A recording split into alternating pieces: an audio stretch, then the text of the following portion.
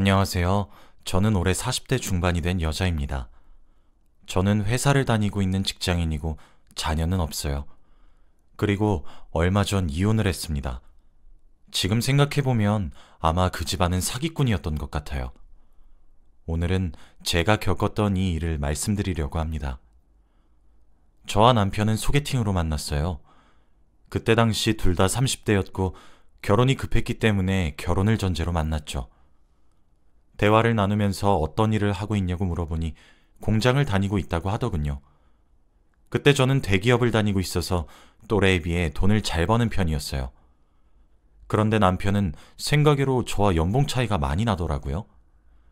주선자에게 조금 화가 나긴 했지만 그래도 좋은 사람인 것 같아서 더 만나보기로 했습니다.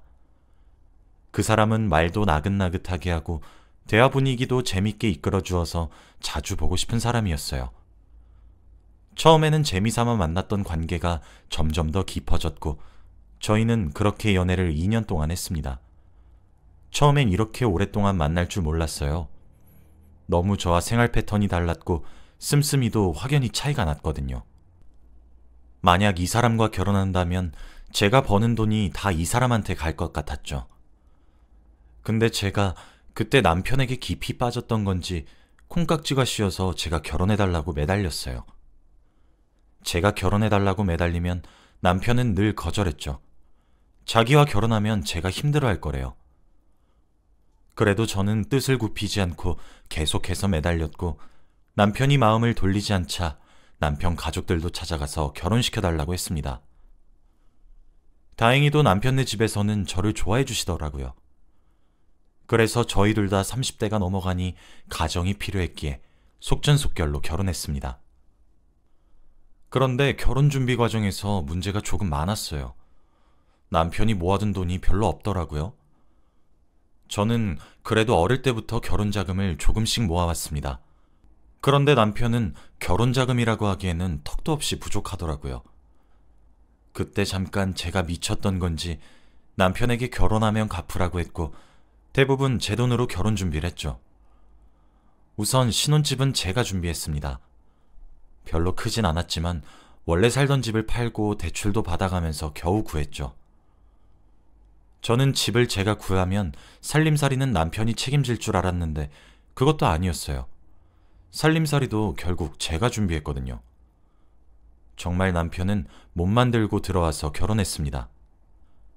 그래도 저에게 고맙다고 저밖에 없다고 말해준 덕분에 괜찮았어요. 제가 손해본다는 느낌이 없진 않았지만 앞으로의 결혼 생활이 더욱 기대되었기 때문에 걱정하지 않았죠. 그리고 정말 신혼이 되었습니다. 저와 남편은 하루가 멀다 하고 깨가 쏟아졌어요. 정말 운명의 상대를 만난 것처럼 행복했죠. 신혼 초반에는 남편이 제게 너무 잘해주더라고요. 제가 바깥일을 한다면서 식사도 다 차려주고 청소도 다 해주고 말이죠. 남편도 공장에서 일을 하긴 했는데 저보다 출근 시간도 늦고 퇴근 시간은 빨라서 가능한 일이었습니다. 그렇게 저희의 신혼생활은 행복했어요. 남편이 저에게 고마워하는 마음이 전해지니까 기뻤죠. 그런데 이 행복은 얼마 가지 못했습니다. 남편은 여동생이 하나 있어요. 시누이죠. 그런데 시누이가 저에게 아주 고역이었습니다. 시누이는 아들 하나를 키우고 있어요. 남편과는 지금 이혼 준비 중이라고 했죠. 그런데 결혼하니까 당당하게 저와 남편에게 시어머니를 모시고 살라고 하는 겁니다. 시어머니도 너무 좋다면서 셋이서 살면 쥐 죽은 듯이 살겠다고 말하더라고요. 너무 당황스러웠고 어이가 없어서 안 된다고 했어요. 딱 잘라서 말씀드렸죠. 시어머니는 아쉬워했지만 시누이의 반응은 놀라웠습니다. 뒤에서 저보고 매정하다고 며느리가 이 정도는 할 수 있지 않냐고 말하고 다녔거든요. 그걸 제 남편에게 말했습니다. 남편은 그래도 제 편을 들어주면서 시누이를 말렸지만 시누이는 끝까지 고집을 피우더라고요. 그래도 엄마 이제 혼자 살게 되는데 며느리가 같이 모시고 살 수 있는 거 아니야? 라고 했죠. 솔직히 제 성격상 그런 말을 들으면 가만히 못 있어요. 그래서 제가 앞에서 말하라고 시누이를 찾아가서 말했습니다. 그렇게 정 어머니가 혼자 사는 게 걱정되시면 시누이가 모시고 사시면 되겠네요. 그런데 시누이는 당황하면서 아무 말 못하더라고요. 딱 봐도 자기도 시어머니를 모실 수 있는 상황이 아니었으니 아무 말 못했겠죠. 그런데 이 일은 정말 세 발의 피 수준이었습니다. 시어머니는 시아버지와 사별하시고 혼자 살고 계시고, 시누는 아들과 함께 살고 있고, 저는 남편과 신혼집에서 살고 있어요. 그래서 시어머니를 돌볼 사람이 없습니다. 그런데 어느 날 갑자기 시어머니가 쓰러지셨다는 소식을 들었고 남편과 곧장 병원으로 달려갔죠. 병원에 가보니 의사 선생님께서 시어머니가 고혈압이라고 했고 당분간은 보살핌이 필요하다고 하더군요. 저와 남편 그리고 시누이까지 셋이서 모여서 의논했습니다. 시어머니를 누가 모실 건지요.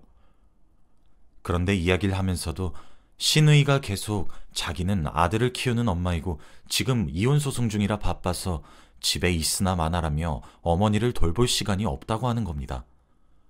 그러면서 자연스럽게 저희 집에서 살게 하시라고 하는데 저는 어이가 없었죠. 남편은 중간에서 갈팡질팡하고 있었고 저는 신우에게 놀아나기 싫었기 때문에 다른 방법을 제안했습니다. 6개월은 저희 집에서 살고 6개월은 신우 집에서 살기로요. 이혼소송은 6개월 안에는 끝날 테니 이혼소송 끝나면 어머니를 데리고 가라고 했습니다. 신우는 제 제안에 할 말이 없었는지 그렇게 하겠다고 했고 저희는 시어머니를 모시고 집으로 왔어요. 시어머니는 정말 미안하다면서 늙은이가 피해만 끼친다며 정말 소리 없이 조용히 살겠다고 했습니다. 그러면서 아침밥이랑 저녁밥은 자기가 다 차리겠다고 하셨죠. 저와 남편은 무리하지 마시고 편히 계시라고 했습니다. 그렇게 시어머니와 저, 그리고 남편까지 셋이서 살게 되었죠. 그런데 정말로 시어머니는 소리 없이 조용히 사셨어요. 아침에 저희보다 항상 일찍 일어나셨는데 저희 잠 안 깨우려고 조심조심 행동하는 것을 보고 시어머니도 많이 노력하고 있다는 걸 느꼈습니다. 그렇게 몇 달이 지났어요. 시어머니와 사는 것은 힘들진 않지만 그래도 신혼부부인데 남편과 둘이서 깨볶는 사랑을 못한다는 것이 조금 아쉽긴 하더라고요. 그렇게 약속했던 6개월이 지났습니다. 다행히 시어머니와 같이 사는 게 힘들게 느껴지지 않아서 6개월은 금방 갔어요. 그런데 시누이가 연락이 없더라고요. 저는 남편에게 시누이에게 연락을 해달라고 부탁했습니다. 그런데 일주일이 지나도 남편과 시누는 아무 말이 없었고 시어머니는 여전히 저희 집에 계셨죠. 여보, 신우한테 연락했어? 아, 맞다. 내가 요즘 일이 바빠서 깜빡했네.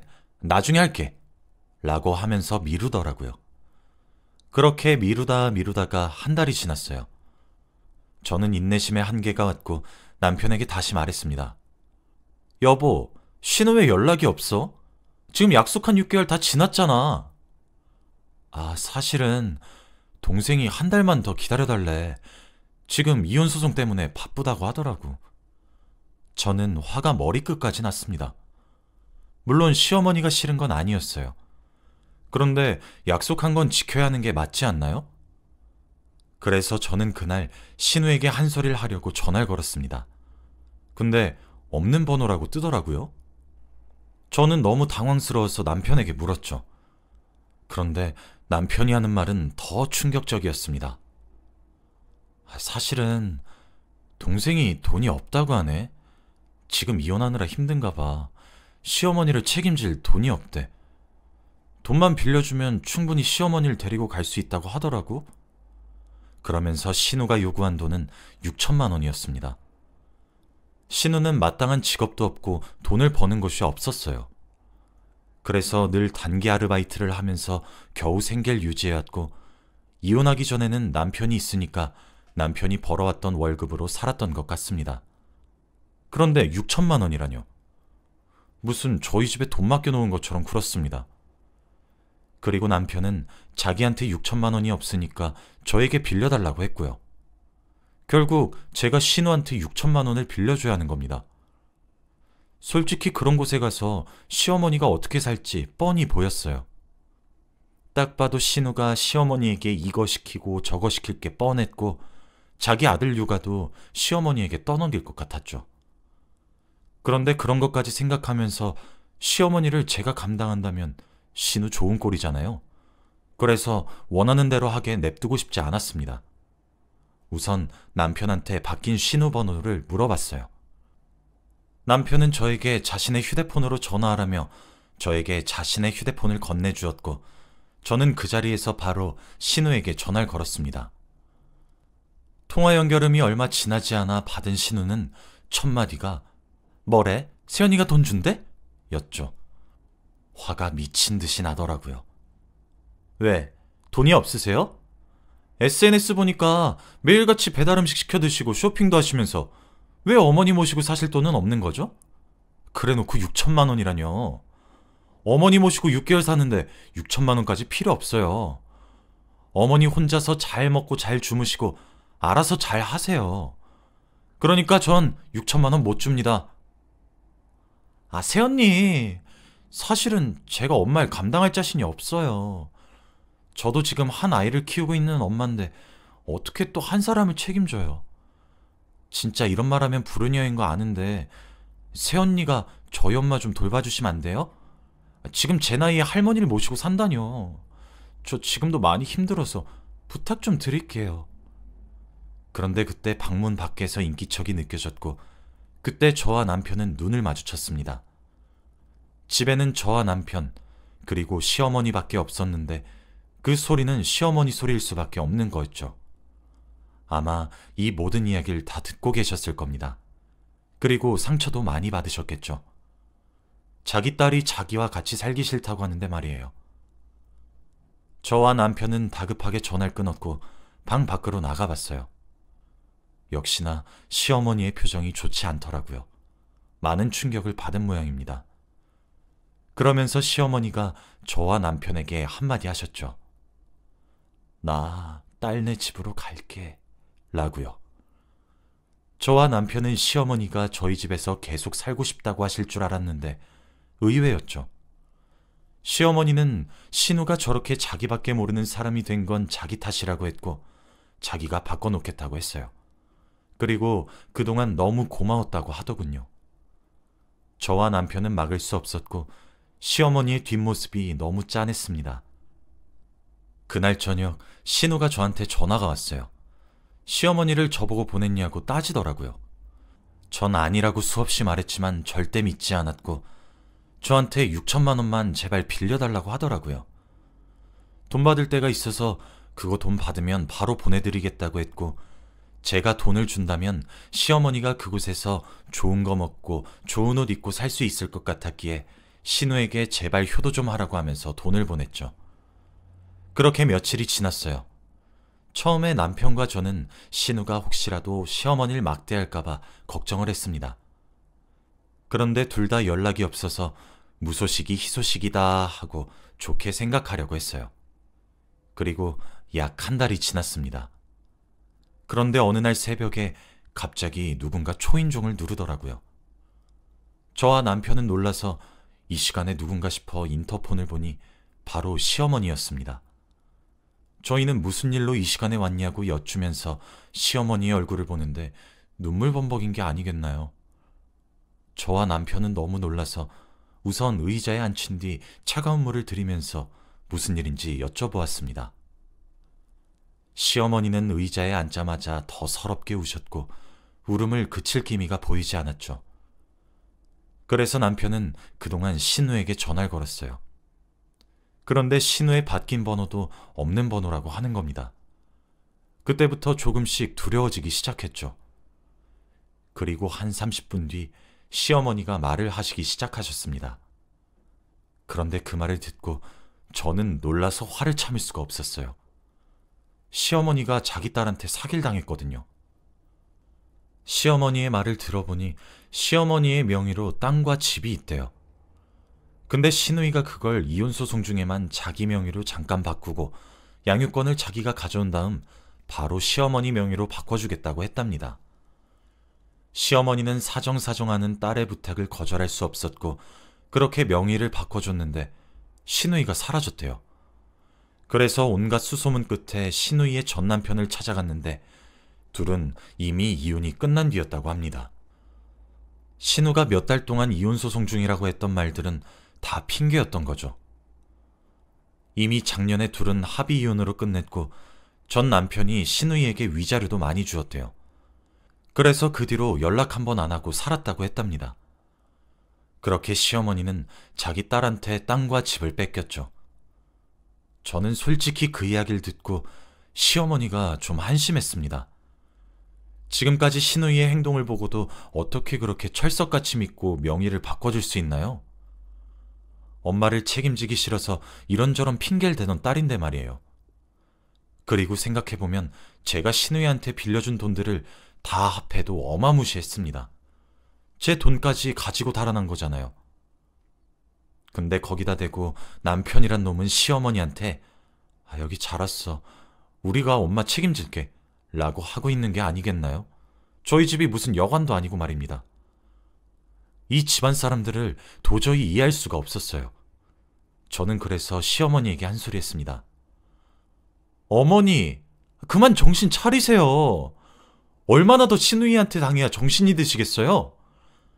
신우이는 돈에 환장한 거라고요. 돈에 미쳐서 가족도 버릴 만큼요. 그런데 지금 그런 사람한테 땅도 주고 집도 주고 그러신 거예요? 지금 어머니가 신우이한테 당한 게 얼만데 명의를 덥석 바꿔줘요. 그리고 어머니, 제 돈은요? 저 깨잘깨잘한 돈까지 다 합하면 1억은 훌쩍 넘을 거예요. 이제 어떡하냐고요? 제가 화를 내면서 울분을 토하고 있는데 제 말이 끝나자마자 한 손이 제 뺨을 내리쳤습니다. 저는 한순간에 고개가 돌려졌고 제 왼쪽 뺨은 화끈화끈했죠. 너무 아렸습니다. 저는 순식간에 일어난 일이라 상황 파악이 되지 않았고 천천히 제 뺨을 때린 사람을 보았어요. 바로 남편이었습니다. 저는 처음으로 뺨을 맞아봤는데 그 상대가 남편이니까 더 놀랐어요. 남편은 저에게 이제 그만하라고! 내 동생이야! 라고 하는 게 아니겠습니까? 저는 제가 알던 남편의 모습이 아니라서 너무 믿기지 않았어요.